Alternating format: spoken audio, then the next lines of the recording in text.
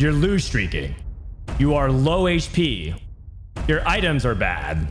Your girlfriend left you. Your car broke down. And Mortdog just won't return your fan mail. How do you turn things around when it's looking pretty bad? In this episode of In Too Deep, we analyze the winner of the North American Regional Finals, JukeYou, who was able to take games that looked pretty unlucky in low roll and reversed it for a top finish. He had some really difficult decisions and had to spend his resources correctly in order to find an out to play for to go up against some incredibly strong boards. All right, so let's get into it.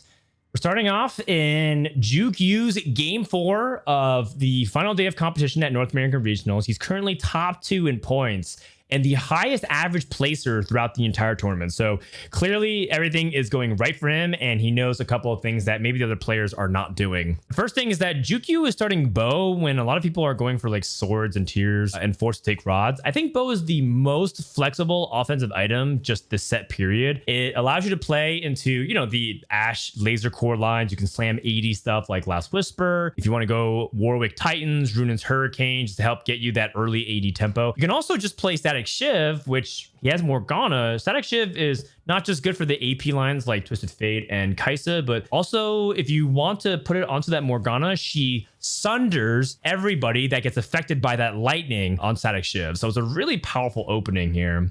Can't really sell that Morgana as a result. It's one of the best units to play early game. If you think about it, Morgana, she shoots multiple beams or multiple dark bindings. If you're going up against a level 3 player, it hits 2/3 of their composition and stuns 2 of them. That's a huge percentage. So Morgana's actually very good early game of a unit to play around because of this reason. And this also applies to any other unit that is impactful, has a good amount of stats, and hits multiple units. Jax is technically on the table. We have a bow. I don't think we have it of the brawler, so it's not particularly very good. Let's pause here and look at the augment choices. So we have corpse focus, but we don't have any laser core, and Ashe is not paired up. So it'd be a pair of Ashes and not very strong in this spot. Not to mention that it's not even the right Ashe augment we want. If you want to reroll Ashe, you want to go for laser focus, which is the one that just amplifies her directly and gives her all that stats. Rising spell force with no underground, no quick draw, no tears, no thank you. Winds of the Wanderer, Yasuo. I mean, he does have duelist, so I guess he could think about Winds of the Wanderer, Yasuo, and he could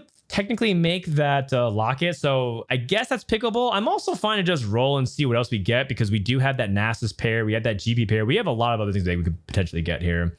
Okay, so we're coming up our second option, Foster Growth, Mana Tempering, and Burning Spirit. Burning Spirit is largely considered to be the best 2 cost that you can play around for AP generically, because Burning Spirit on Annie, she gives you frontline, she gives you the Gadgeteen, she gives you that AP that triples when things are below 50% HP. That's a lot of DPS. That said, he doesn't have Gadgeteens, and we know that AP is very contested in this lobby or in this entire field. A lot of people want to look at Oxford Spellslingers as one of their default compositions to play, and so it's very contested. Man Tempering is also pretty solid given that he has AD items with sword and bow. The last thing about Foster Growth is kind of just the inferior version of Burning Spirit here, so I'd rather just go for Burning Spirit. So I think you could take either one of these augments and justify it. It's pretty close. There's a quick scout around, sees no one's really committing to things like that Sivir right off the bat. So it looks like we're going to be taking that. Holy cow. Look at the difference between taking these augments at 2-1. They are separated by 0.01.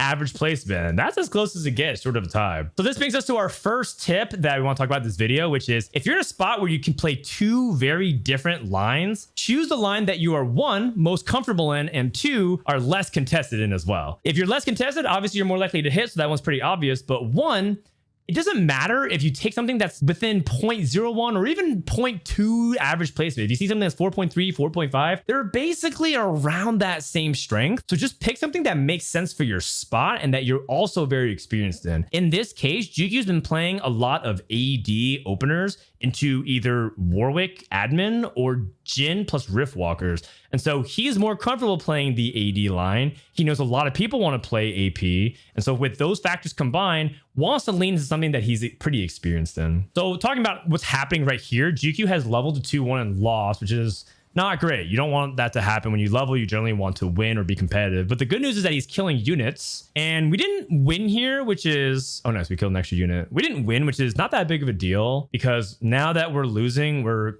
streaking. Not in the good way that you usually want to. You want to put all the wins you can on the board, but that's okay. I like that he's still playing his strongest board. So this is something that I think people get a little bit trapped into, which is they lose 1 or 2 fights and they're just like, okay, I'm not going to play my strongest board. Maybe I just play like, you know, Wukong, Pantheon, make as much gold as it possibly can. But in this scenario, Jukyu's thinking about, if I win, I want to be in a position to capitalize and continue winning by playing my strongest board and holding these units. And so he's trying to commit to playing that strongest board until he is shown a reason to not play a strongest board, and goes up against Setsuko, who has 2-star balls of redemption. So yeah, okay, we're on a 3 loss. I want to make gold here. That requires selling everything but the Wukong, everything but the Pantheon in this case. But the Pantheon makes sense because it's Infinite Team. He has Sivir. He wants to link into the Infinite Team tree. So that all makes sense. And so based off his opener, he can think about either a frontline item or a backline item. He does have a sword and a bow. So if he wants to bring balance to his composition, he takes a frontline item. Belt can also be just Sunfire straight up. Maybe he just wants to kill more units. Sunfire is actually quite solid to play on an Infinite Team because whenever you spawn on the front line, you're able to get multiple tank items. So sometimes you get that redemption, or that clone ends up tanking for a while. You get a little bit more Sunfire value. Not to mention that he really wants to preserve HP. Taking the egg is also kind of a unfortunate thing for him because he wants to just get like a straight up gold injection, but this is a small egg that hatches in 2 turns, so actually not the worst deal here. Queues up in the Kindle Gem. The only player that he was worried about going up against was Robovan, because Robovan is full-on loose streaking with that reroll Yasuo, which is good that we didn't pick reroll Yasuo as our line with Winds of the Wanderer. Goes up against Kindle Gem and slams the Sunfire, and does he win? Looks like he barely loses. Perfect loss. Great loss. And now we're in a spot where we probably don't want to actually play our strongest board. We want to weaken our board as best as we can because we on 4 loss. So make sure you preserve your streak. This is a really important moment where if he loses this next fight, his economy's in a good spot. If he wins, all of a sudden he loses a huge amount of gold, not this round, but next round as well. He's not even scouting how Robovan's weakening his board, so I'm a little bit wary of it.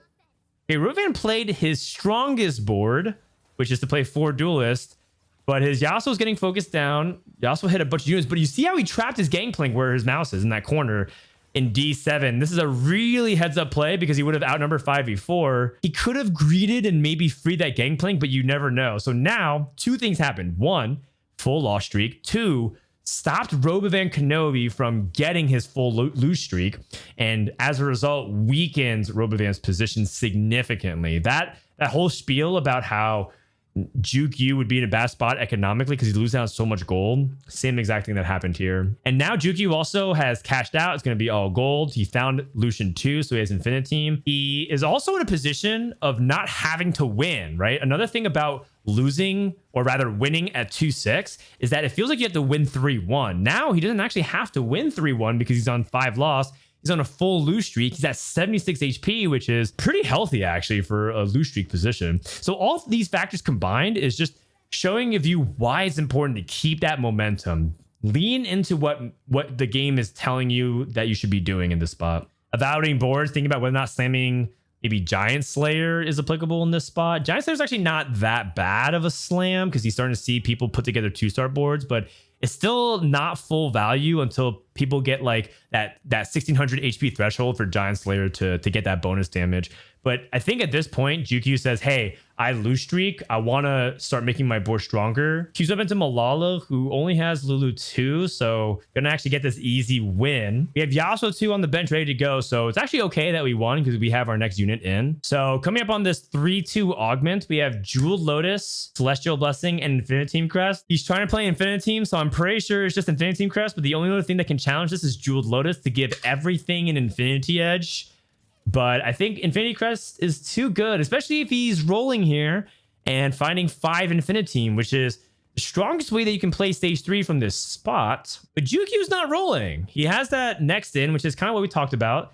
Thinking about what unit you want to play next is really, really important. But in this case, 5 Infinite Team is very strong because he has 2 frontline portals, by the way. So he's going to have to duplicate, say, you know, a 2-star Infinite Team plus this Rammus. So I think from JukeYou's perspective, well, 1, he obviously doesn't want to roll if he doesn't have to. He hit Morgana 2 and Yasuo 2. And so he's thinking that this is going to be good enough. Oh, he also has Sivir 2. So yeah, He probably thinks that this is good enough to win on stage 3, which by all means, it looks fine. I do think his front line's a little bit suspect because he has Rammus 1 getting copied and he has Pantheon 1. But he does get this dub, which is huge. So if you can streak all throughout stage 3, then perfectly played. But I also think that there is merit for him to have rolled on 3-2 to find 5 Infiniteam. It's pretty much just Shen that he's looking at because it's unlikely to hit Twisted Fate. Maybe he ends up picking up something like Twisted Fate on Carousel as well, depending on his pick position. He's also full clumping kind of everything into one area instead of spreading out because I think he just wants to concentrate things down.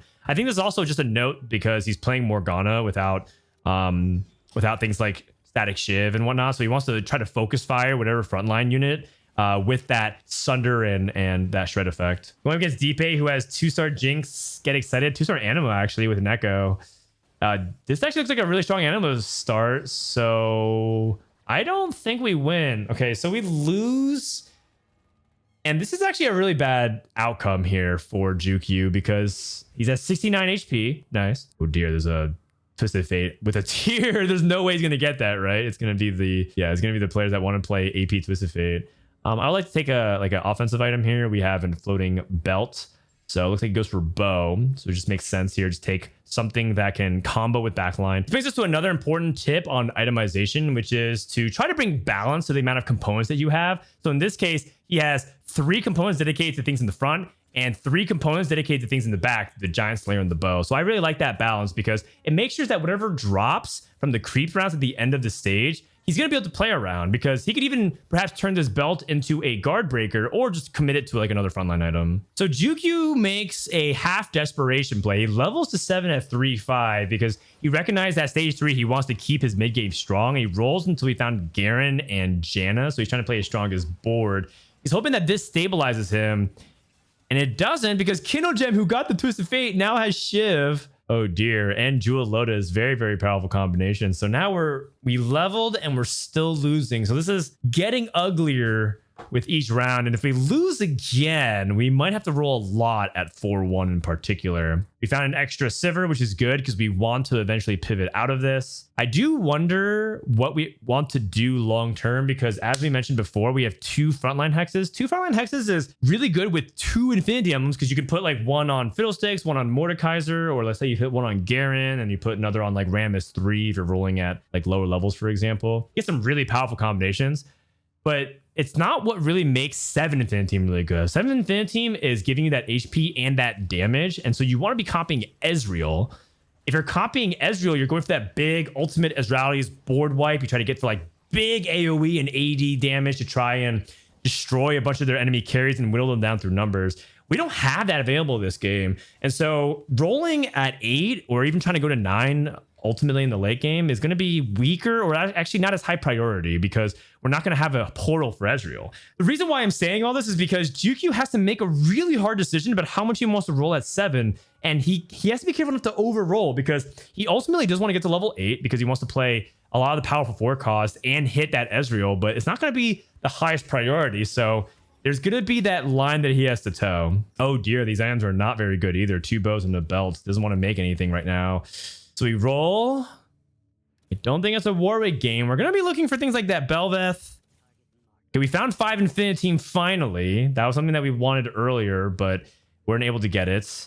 We found a Shen pair. It's important, by the way, to hold on to these replacement Sivers because we're not going to be playing Sivir 3, I think. If we were playing for Sivir 3, we would have rolled at 6 a long time ago to make sure we had Infiniteam and slow roll our gold afterwards to get to Sivir 3. And so right now, Jukyu, trying to look at his board state. He's going up against a Riftwalker board that has stabilized, and we're having trouble getting through this Rammus. Oh dear. Now that I'm looking at it, we actually still have some pretty severe damage problems because the double frontline Infiniteam Hex means that we double up on our beefiness. And so we don't actually have damage sources. We have 1 Giant Slayer on a Sivir 2, and that's it. That is not good. So looking at these augments here at 4-2, we need something that helps us with damage straight up. We basically have a lot of frontline. Even if we have something like Second Wind, Second Wind's actually pretty good. So maybe it scales our backline. I'd probably take it, but we have to think about anything that helps us get more damage. Throw the Hunt is for the 1v9 hyper carries because you have so much damage and it's all about this 1 unit carrying. I don't think we're at that spot right now. And I don't think that Throw the Hunt's very good here. Defender Crest for that same reason. We talked about Frontline just being like way too plentiful. So Portable Forge is the only thing that catches my eye. But if you think about the items that you can get from Ornn. All right, so I'm pulling up tactics.tools here to show us what are really good Portable Forge items. Let's run through them. Manazane, not very good. If you look at the top users on tactics.tools, it actually has none of the people that we're looking for. Where it's Manazane, Zhonya's. Anavision is okay, but again, frontlines are strength here. We don't really need more frontline items. We need more damage items.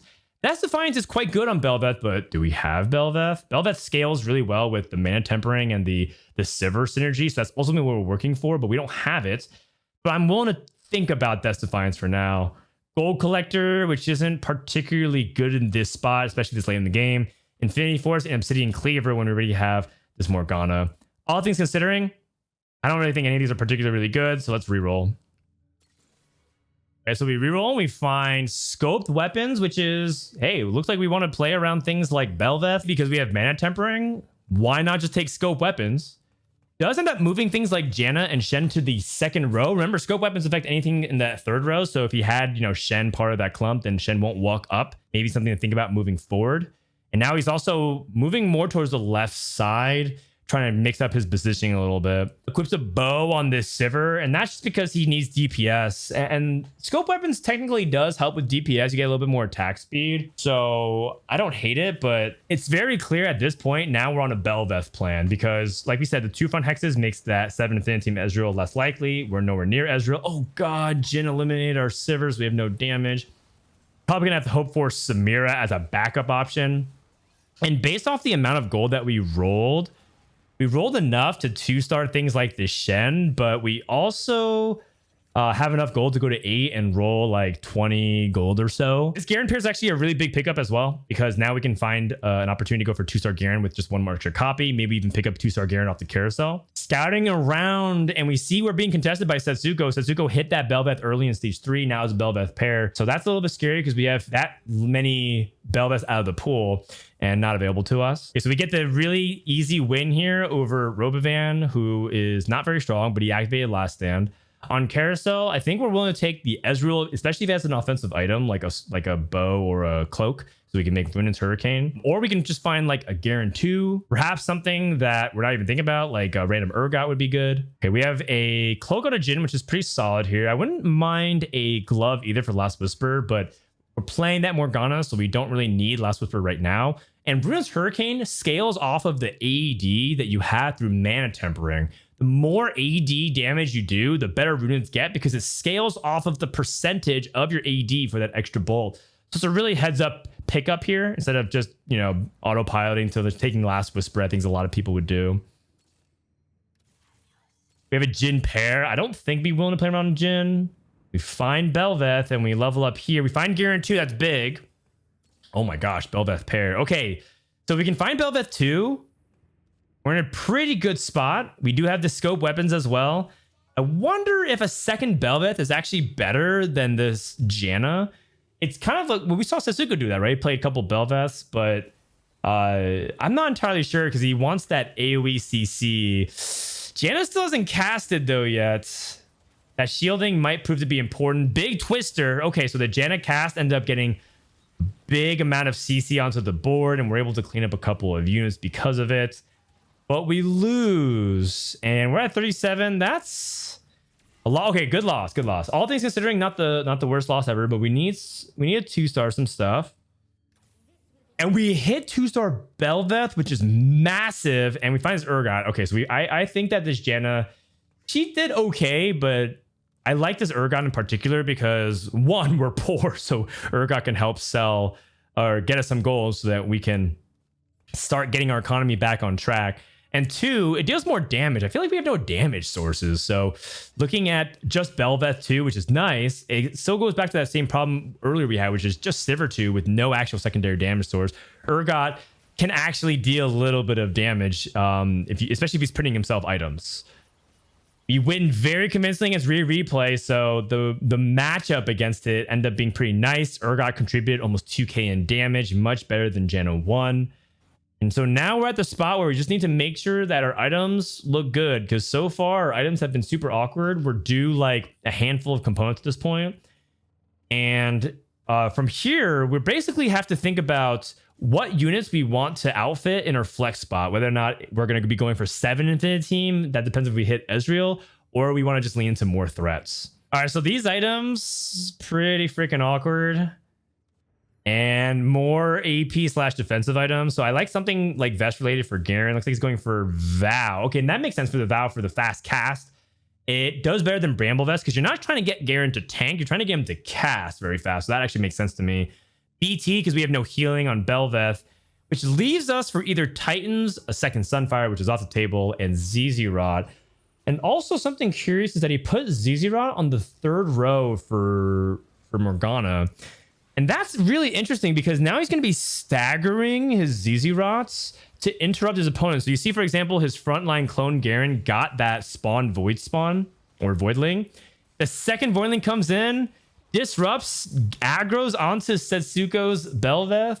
I'm not sure if it swung the fight completely, but you can kind of see a little bit of what that game plan is. That staggering is really interesting. Most people would probably place this ZZ Rod onto Pantheon or Shen, another frontliner, so that it can set up like multiple layers in the direct front line. Jukyu is trying to go for a layered frontline approach. A very unusual choice, but pretty interesting. Let's see how it works out for him. I think a lot of people will also be thinking about like, should you play Samira over Urgot? But remember that Sure Shot scales off of the amount of AD your champions have. And at 1 star, that's the weakest that they'll have. Sure, you get 7% AD every 4 seconds, but it's a 1-star Sivir. It's a 1-star Samir with no items. They're actually not going to do much. Oh, wow. Double chests. That's pretty nice. We actually win this fight. Wait, the ZZ Rod just baits, takes the Jhin Flourish 4-shot. All right, I think you guys can see a little bit about what exactly JukeYou is trying to plan here. Is he going to sell these units for gold? I mean, Samir ultimately wants to make it onto the board because of the Sure Shot with Ezreal. We're not trying to play around Lucian.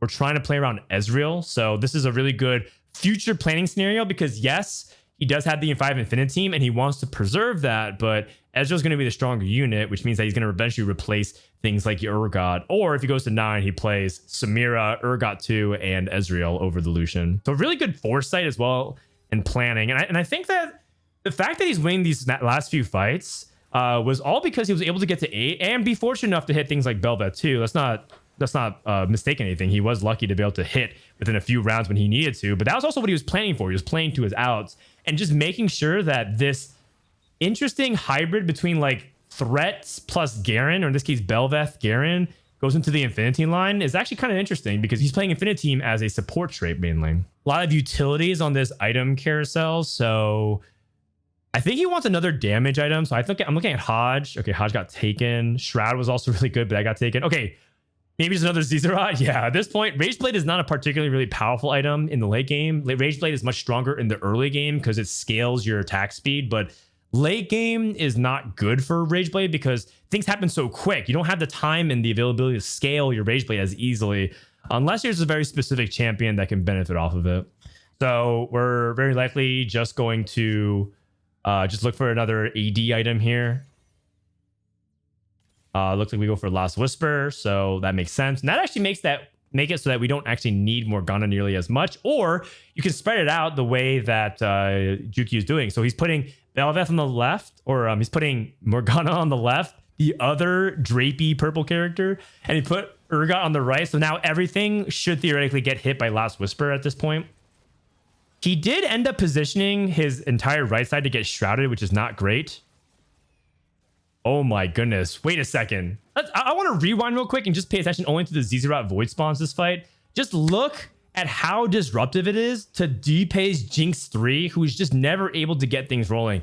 Yes, we got shrouded, but just look at it. So Jinx kills the Pantheon, kills the Garen, and now here comes the Voidling spawns. One spawns, absorbs the Jinx ult, Shen absorbs another ult, this Voidling spawn absorbs another ult. This is so disruptive and annoying to all the people that really need to go for those like big single target bursts, because the Void spawn just absorbs all of that. So the positioning of JukeYou of these Zizarot is specifically very good against some of these opponents, and he's reaping an amazing amount of rewards for it. And look at that. Now he's streaking. He's top 2 in HP. Jukyu is about to go to 9. That Urgot's printed enough gold. Holy smokes. You look at replay and Setsuko's board, they look very strong. Setsuko has 2-star Belveths, plural. He has 2 Belveths.